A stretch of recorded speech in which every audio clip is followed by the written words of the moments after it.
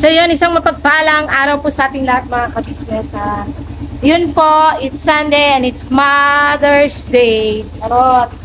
Ayun, pupunta po kami sa labasan mga ka-business kasi surprise namin sa ate mamaya.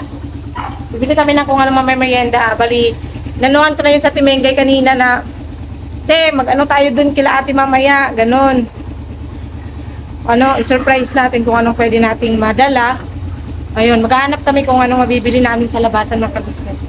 Tara po, samahan niyo po kami na celebrate natin yung Mother's Day para sa ating mga dakilang ina. Kagaya namin na isang nanay. Di ba, Koy? Opo. Ano ngayon? Mother's Day. Alright. Kiss na si Mama. Yan. Samahan niyo po kami mga ka-business.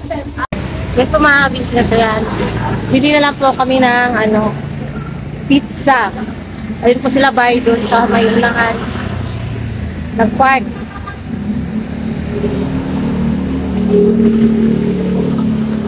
Isa na lang po yung dadali namin mamaya sa sa ka-business house. Para yun nga po, nagambag-ambagan kami para may pangkain kami doon lahat.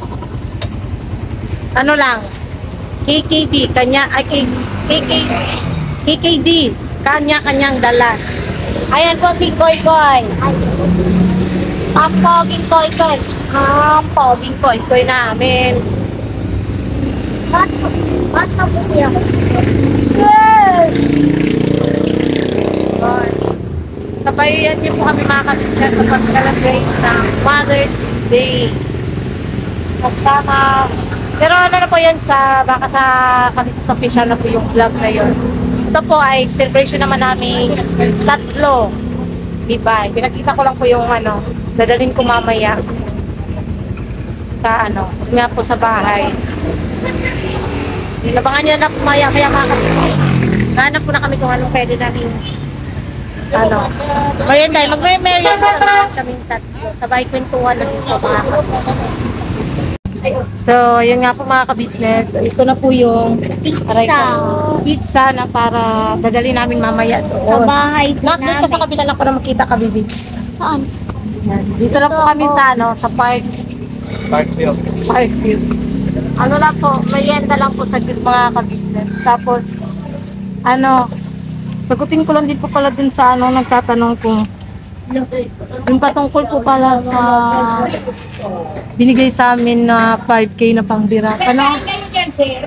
Kakain kayo dyan. Yun, yung 5K po mga ka-business ay hindi po namin ginalaw. Nasa po yun, nasa savings. Binigay namin kay ate pinano namin sa savings kasi mga ka-business. Ganito po yun eh.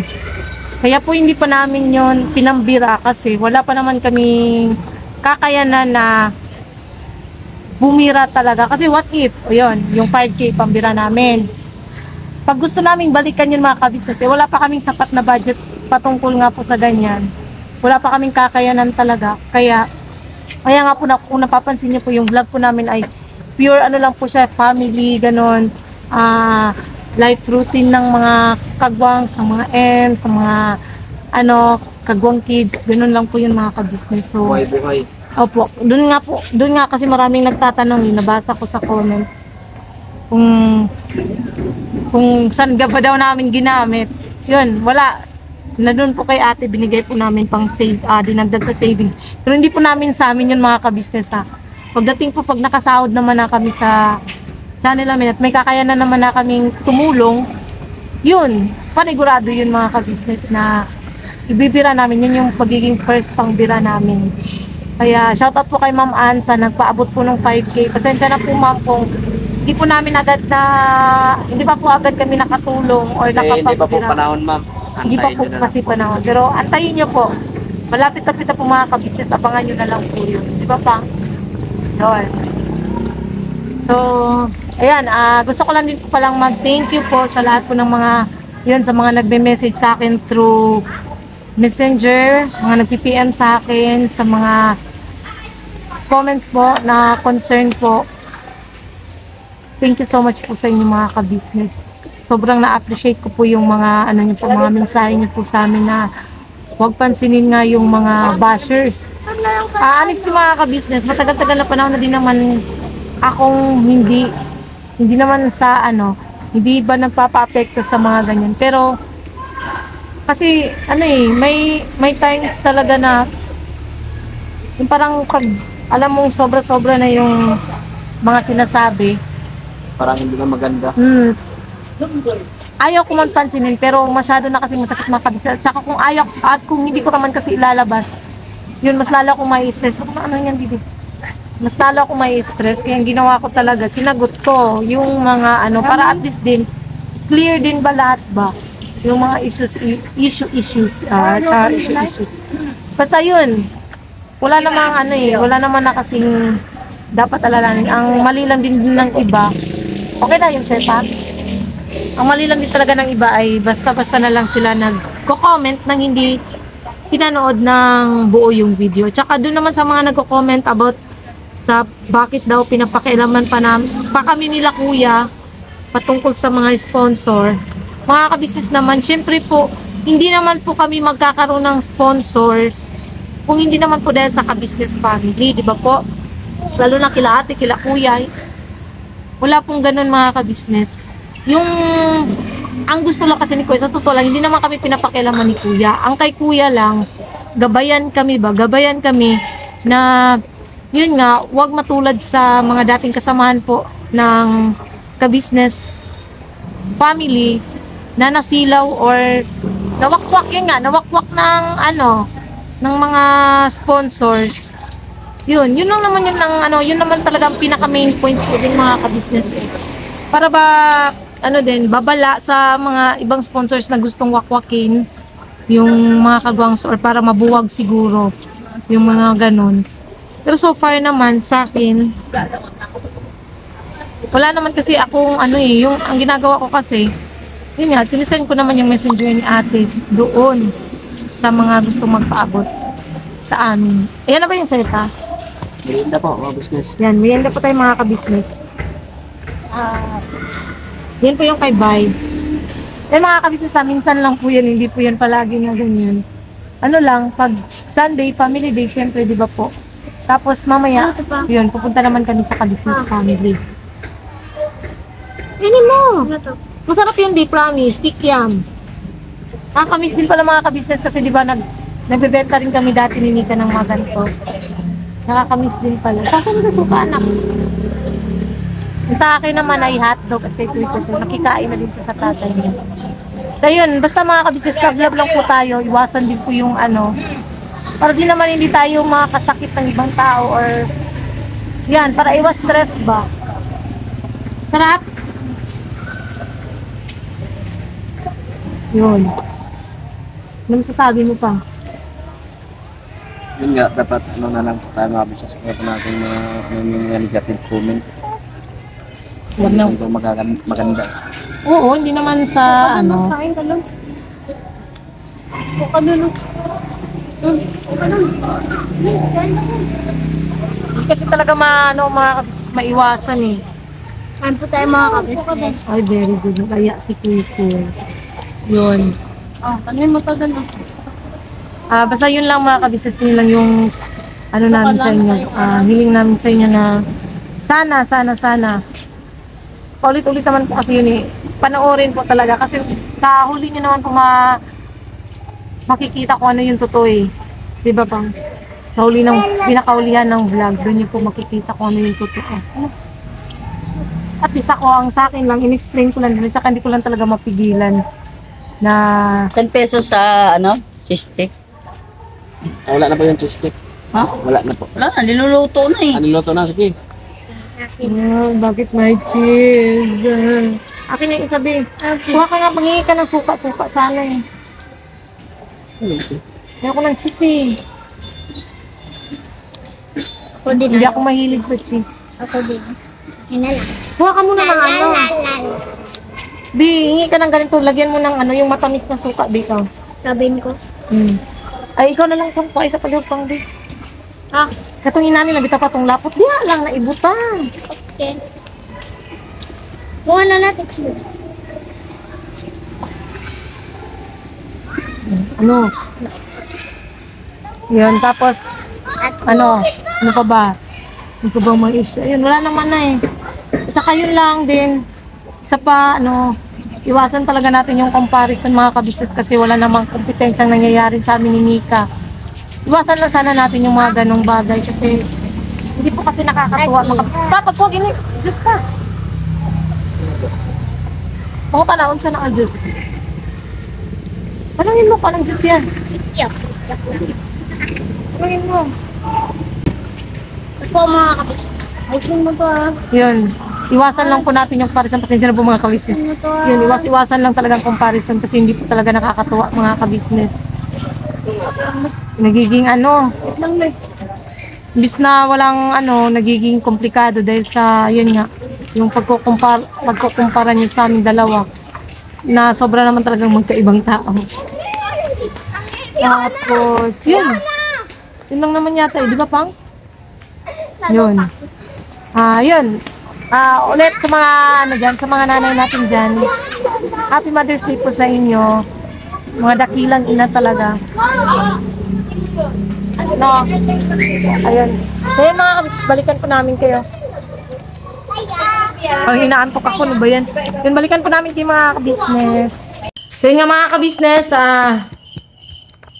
kauwi lang namin galing sa kabisnes house. So mag-operation laba dami kami. Si Bay po ay nakapag-start na pong maglaba. Ako naman yung magkukusot ng labahin. Labahin namin. Kasi sobrang dami talaga siya mga kabisnes. So yun, yung mga ko kasi, mga panlakad ko ay hindi ko po talaga siya winawashing kasi mga kabisnes. Nagdi-drain siya, Pang? Pang? So yun, nagdi-drain naman pala. So yun, kukusutin ko lang po yung mga damit na pang ko po, panglakad. Kasi ito mga kabisnes kasi hindi kasi ako mahilig pwede naman siguro na tanggalin natin itong mga pants pa. Ilagay mo na dun tapos ako magtutupi. Yun. Asikasuhin ko lang yung mga labahin ko mga kabisnes. Ito po yung Sunday routine po namin. Laba, pag may family time, ayun, galing na kami sa kabisnes kasi Sunday is family day. Yun. Thank you so much po talaga ate, kuya. Kasi masaya lang talaga pagka gantong Sunday, kahit day off namin ay pagkagabi or hapon, nagkakaroon ng time para sa family talaga. Yun. So, yun. Ayusin ko lang muna ang mga kabisnes. Saglit lang po. So, yan po mga kabisnes. Yan. Naglalago po si mama ko. Tulog ka na doon. Gabi na.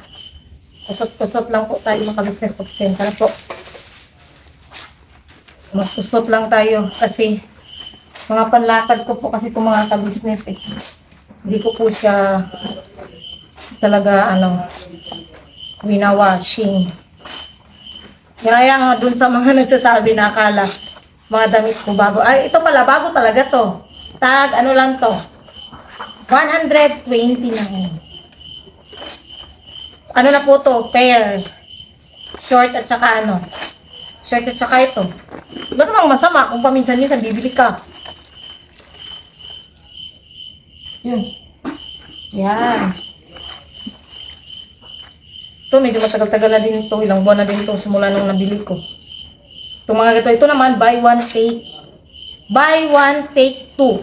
Opo, buy one, take two po siya mga kabisnes. Itong mga ganito, kung nakikita nyo yung mga suot kong ganito, buy one, take two po ito nabili ko sa, sa TikTok. At saka, ang ginagawa ko kasi mga kabisnes, may sariling shop kasi ako sa TikTok. Tapos, pagka may gusto akong items, ang ginagawa ko, ina-add ko siya dun sa shop ko. At saka, ang nangyayari, pagka na-add to shop na siya, dun ako order sa sarili kong shop. Tapos, meron akong meron akong commission. Iniipon ko po yung mga commission ko mga kabisnes. Para pagkadating na, pwede na siyang ma-withdraw sa GCash. Yun yung ginagawa ko. Pagka-withdraw ko, yun naman yung pinang-order ko ng items na gusto ko, tulad neto. Tomato. Galing lang to sa sariling sariling earnings ko sa sa TikTok shop ko.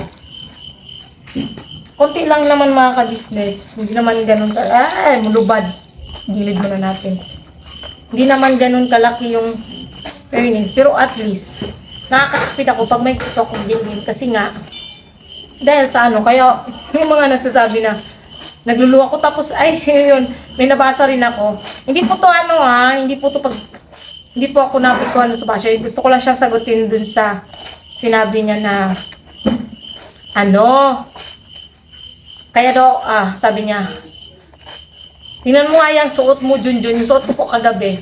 Tingnan mo nga yung suot mo, Junjun. Nakamanicure ka pa. Natural po talaga na nakamanicure ako kasi may mga gamit po ako pang manicure. Ang ginagawa ko po kasi para makatipid. Kasi kung sa labas kasi magpapalinis ako ng kuko is 100 pesos po. Kamay lang po yun. Dito sa kamay, tapos 100 sa paa.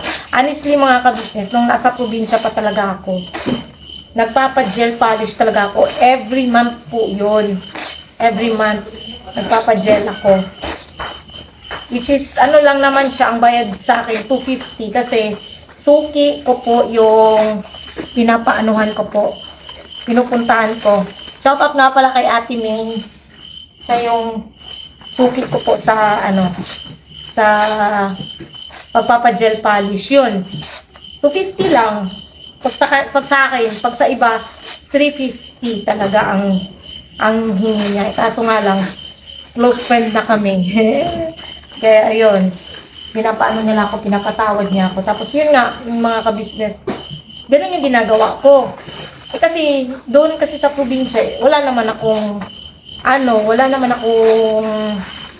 ginagastosan na iba kasi pag nagpapadala si Bay din po kasi ang atat talaga na magpalinis ako. Kasi mga ka-business, kaya po ako nagmamanicure. Kasi yun po yung nagpapaano kay Bay, nagpapasaya kay Bay. Gusto niya makita na ganun eh. Wala man po ako magagawa. Minsan nagtatampo yan sa akin pag di ako naglilinis ng kuko. May tao kasing ganun mga ka-business eh. Paborito niya nga kasi. Kaya naglilinis talaga ako ng sarili kong kuko. Kaya yun, bumili ako ng hindi naman sa ganun na marunong talaga, pero at least malinis tignan lagi yung kuko ko. Kasi mga ka-business, ganito yan eh.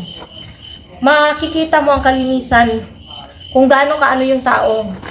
Yung bang, kung malinis ba siya sa katawan or malinis siya sa bahay, sa pamamagitan ng kuko. Ganun po yun mga ka-business kasi. Hindi naman sa pangano ha, pero dun, para sa akin lang ba, at saka, parang narinig ko lang din yata nung high school ako sa isang kaklase ko. Kasi yung kaklase kong isa, sobrang linis talaga ng kuko niya as in. Kaya, makikita mo din daw siya magdamit. Sobrang linis talaga. Kaya, para sa akin, doon ako nagbabase kung malinis yung isang tao. Pag malinis yung kuko mo, sa kamay, sa paa, malinis na tao ka sa bahay at saka sa katawan mo. Ganun yun mga kabisnes. Para sa akin na, hindi ko lang din alam sa iba, pero para sa akin, doon ako nagbabase. Kaya, yun, doon ko siya nagsabi na, basihan, yung manicure po ba, ay basihan ng pagiging maluho ng isang tao? Ganun po ba yun? Ma'am? Sino ba yun? Hindi ko na, basta hindi ko na alam yung niya. Basihan po ba yun? Kasi para sa akin, hindi naman kasi magkano lang bili ko sa sa Cutix? 42 pesos sa isang kulay. Itong mga Cutix ko na to, sobrang tagal na po itong mga ka-business eh. Kaya mas nakakatipid talaga pag ikaw mismo naglilinis sa sarili mo. Ganon yun. Huwag tayong bitter. At saka din naman po sa mga nagsasabi na wag ko na lang daw pong pansinin yung bashers, wag ko daw iyakan kasi mas lalong matutulak. Alam niyo po kasi mga ka-business, honestly, nung unang dating ko po talaga dito, nung hindi pa talaga ako sanay, grabe, iyak ko talaga, maga talaga mata ko lagi. Kasi wala naman akong ginagawang masama. Pero, yun nga, lagi pa rin may bash, laging may comparison, hindi nawawala yung comparison. Pero, yun, iniiyak ko na lang talaga. Hanggang iyak lang ako. Kasi, hindi naman din natin talaga, totoo naman din talaga na hindi kasi natin ma-please lahat ng tao talaga mga ka-business. Totoo naman din yun. Kaya, ayun, katagalan naman nung nasasanay na ako. Kasi nga, alam niyo talaga mga ka-business, ang turo talaga sa amin ni Kuya, huwag maging balat sibuyas. Yun, huwag talaga maging balat sibuyas. Which is, hindi naman sa pagiging balat sibuyas na itong nakaraan lang. Kasi syempre mga ka-business, tao lang din po tayo kasi napupuno eh. Tao lang din po tayo na minsan lumalabas talaga yung kahinaan. Lumalabas yung pagiging emotional, lalo na babae ka. Kasi ang babae talaga, aminin man natin o hindi, may mood swings tayo, di ba po mga ka-business. Dumarating tayo sa puntong ganon. Pagka ganon yung punto na parang, katulad ko, may time ako mga ka-business na hindi ko maintindihan talaga yung sarili ko. Na para akong naiiyak, na gusto kong mang-away, gusto ko lang tahimik. Basta may ganun akong time talaga mga ka-business. Kaya, yun nga, yung tinatawag na mood swings ng mga babae. Na timing kasi nung nag-vlog, as in punong-puno na talaga ako, as in full na, gusto nang sumabog sa sobrang bang inis ba. Yun, na talaga, lumabas talaga yung kaloobin ko sa mga ka-business. Lumabas talaga yung sa loobin ko, which is siguro naman normal lang po, di ba mga ka-business? Kasi, yun nga, gaya ng sabi ko, tao lang po tayo na nasasaktan. Iba po ay napakaseryoso. Seryoso sa likod. Kung marami pa kami talaga mga ka-business, sa ko lang, sobrang dami ko talaga namin labahin. Hindi na hindi maampat-ampat yung aming labahin. So, katong short ni Koy, nako po. Hindi pa naman pwedeng Yan. Brush lang pala, katapat. Yan. Yun nga, kaya pasensya na po kayo mga ka-business kung na ipakita ko man po sa inyo yung kahinaan ko. Okay lang kung yung mga bashers pagtawanan nyo yung kahinaan ko. Minsan lang naman ako magpakita ng kahinaan mga ka-business. Hindi naman din siguro masama na paminsan-minsan mailabas man lang din natin yung sa loobin natin, di ba po? Kasi pag itago natin yun, wala, makikita nyo rin naman, malalaman nyo rin naman sa vlog kasi pagka ba't parang wala sa mood to, ganun na parang may problema, ganun. Kaya mas mabuti na yung nailabas ko yung yung nararamdaman ko, ba yan? Di ba po? Ganun lang po yun. E pagpasensyahan nyo na mga ka-business. Kasi marami kasing nagko-comment na huwag nang pansinin ng mga bashes. Ang tagal na panahon akong mga ka-business eh.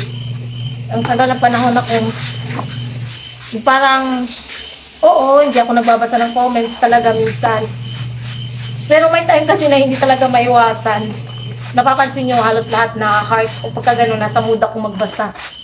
Pero pagka may nabasa akong isang bash, ay parang ayoko nang magbasa para hindi ako umiiwas ako sa stress ba, kaya hindi ko na hina-heart yung mga comments ng iba. Pero honestly, mga ka-business,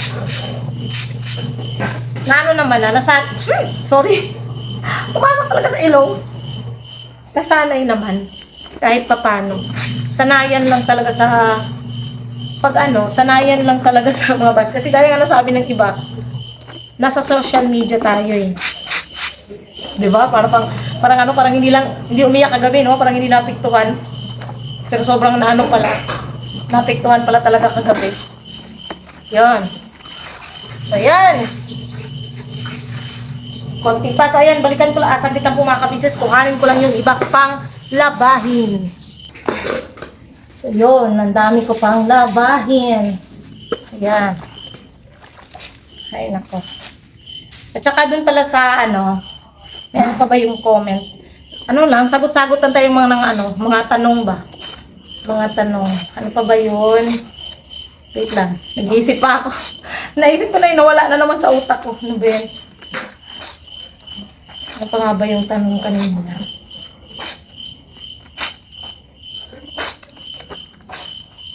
Nawala talaga sa utak ko ay. Kakaano ko lang, kakaisip ko lang yung may isang nagko-comment kasi. Nawala talaga. Na parang na-absent-minded ako ulit agad ah. Ulit. Yan. Ay, ayun nga, yung mga may iba pa ako nababasa ngayong hapon na comments na yan, kasi maluho ka. Sana all. Tulad nito, kailan ba namin ito nabili ni Nika? Na lustrade na. Alam, hindi ko na ito masuot. Sobrang laki na pala nito. Lustrade ng mga ka-business, oh. Ang tagal na nito.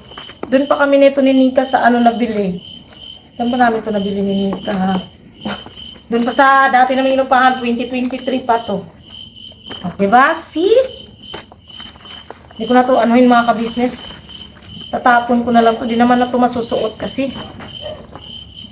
Huwag na lang to. Tomato na lang. Yun na nga. Ay! Nalubaran ang aking yelo. Ano damit? Nalubad. Kumbagan ba? Huwag naman sana. Pang church ko pa naman to. Nalubaran. Kasi nakakaano pala tong color blue. Laghan ko na lang mga ka-business. Itong mga ano. Doon pala sa nagtatanong, yung sa mga dress na color blue na nasuot ko nung live. Kasi may nagtanong. Nabili ko po yun sa TikTok mga ka-business. Bumibili po talaga ako. Pasensya na, bumibili talaga ako ng damit na pang church. Kasi, ayun. Kunti lang kasi pang church ko. Kaya, ayun. Nag-ano din ako na para may pang magagamit ako. Kasi 2 times a week ako nag-church mga ka-business. So, kailangan ko talaga ng maayos na masusuot. Tsaka, para naman sa ano, para naman pag humarap tayo sa Panginoong Diyos, kahit papano, presentable, kahit papano po ha, kahit papano, presentable man lang tayo. Yun. Basta mga ka-business, ano lang tayo, love lang. No hate, just love. Ay, no hate, just love. Oo nga. Huwag tayong, huwag lang tayong bitter. Matuto tayong, maging happy kung ano yung natin, na-achieve ng kapwa natin. Yun lang naman po mga ka-business. So, yun, medyo mahaba-haba naman na siguro itong vlog namin. Ayun, hanggang dito na lang po muna mga ka-business. Pagpasensyahan nyo na kung medyo boring siguro tong vlog namin for today. Kasi nga, yan, Sunday routine lang naman po siya. Pero, makabuluhan naman po. At least kahit paano, nasagot man din po yung ano nyo. Tsaka thank you so much po talaga sa mga concerned po na nagme-message, nag-PM sa akin. Sobrang thank you po sa inyo. Na-appreciate po namin yun mga ka-business. So, ayun. Hanggang dito na lang po muna. At ito'y mulubad-lubad din yata. Adaplin muna. Yun. Unang-una, gusto namin magpasalamat talaga sa Panginoong Diyos. Kasi, ayan, bawat araw, biyaya ang hatid din sa amin. Maraming salamat talaga. Siyempre, kay Ate Kuya, sa pagmamahal, sa walang sawang pag-intindi. Maraming salamat po. At saka, nakikisuyo po kami sa inyo mga ka-business. Huwag niyo pong sisihin or huwag niyo pong kila ate, kila kuya kung ano man po yung tawag dito, yung kung bakit may mga issues sa sponsors. Wala pong kasi karapatan po talaga nila yun. Dahil ang ginagawa nila sa amin ay paggabay mga ka-business. Yun. Tapos yun, syempre gusto din namin magpasalamat talaga sa mga sponsors namin na ayun, walang sawang may mga nagbe-message na sa akin na yun nga yung mga nag-sponsor sa akin. Thank you so much po talaga sa inyo mga ma'am. mga titas, thank you so much po sa pag-intindi nyo po sa at saka wait lang mga kabisnes kasi may kinukuha ko. Yun, thank you so much po sa walang sawa nyo po pagpapaabot po sa amin ng pagmamahal. Salamat po talaga sa suporta nyo po na naway ang Diyos na po ang bahalang magsukli po sa inyong mga kabutihan po sa amin. Maraming salamat po. Siyempre po, gabayan kayo lagi ng Panginoong Diyos. Saan man po kayo, ingatan po niya kayo palagi. At bigyan pa ng mahabang buhay. Siyempre po sa ating mga viewers, subscribers, silent viewers, bashers, siyempre, salamat po sa panonood niyo po sa amin. Sa mga ayaw naman po manood na OA daw, na OA-han sa akin, pasensya na po. Ito po ako eh. Ito ako. This is me. This is me. This is the real me. Charot lang. Ito po talaga ako. Pasensya naman po kung sa tingin nyo OA naman. Kayo ba naman sa lagay ko pag hindi kayo napuno, hindi kaya kayo iiyak? Diba? So, yan. Tawanan ng mga bashers. Bashers is bashers and bashers is a viewers. Charot. Ayan. God bless po sa ating lahat mga ka-business. Supportahan po natin yung mga vlog ng ka-business family. Ay, ka-business official. Papa Dins TV. Ka-business family. At syempre, ang channel ng mga kagwangs. Kagwang by Papaya Official. Kagwang Buknoy Official. Kagwang Intoy Official. So yan, God bless po sa ating lahat mga ka-business pang. Magpakita ka naman dito, Papa. Sige lang, okay lang yan. Mag-ano ka lang naman. Kasi ka naman ka-business kung nakahubad man siya kasi nga nag-washing. Magbabay ka lang, Papang ko. So po mga business, thank you po sa pagsama niyo po sa amin. God bless po. Pagpasensyahan nyo na po kasi overtime po ito sa paglalaba. Laba, dami. Bira. Banat. God bless po.